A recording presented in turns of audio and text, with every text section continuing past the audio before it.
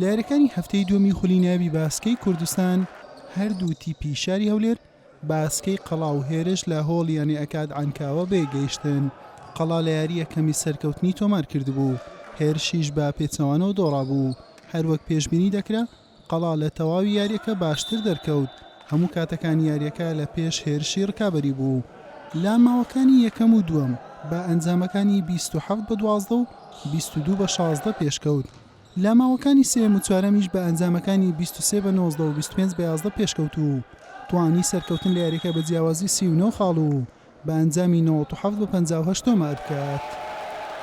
ئێمە هەر لە بیدایەتی دەستپێکردنی ئەو مۆسیمەی خولی کوردستان دەوری نایبی کوردستان دەستخۆشی لە ئیتحاد دەکەم کە هەستان ئیتحادە نوێی ئێستا کە هەستان بەکردنەوەی ئەم خولە.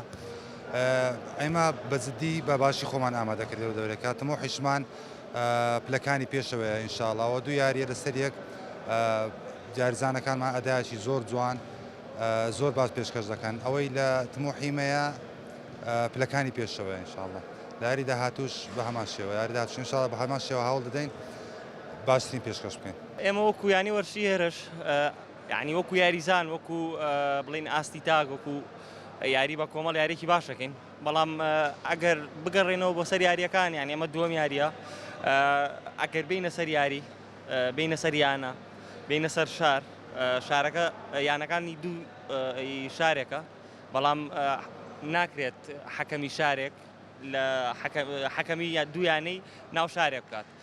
ئەمە حەکەمی دەرەوە هەیە، حەکەمی سلێمانیە، حەکەمی دووەکەی، حەکەمی کەرکووکەیە، بەڵام بەچەوە کارێکەوەیە کە حەکەمەکانی ناو شاردا ئەندرێت لە هەولێر بە شەرتێکی دوو نادی ناو شاری هەولێر حەکەمیەکە. ئێمە وەکو یاریزان یعنی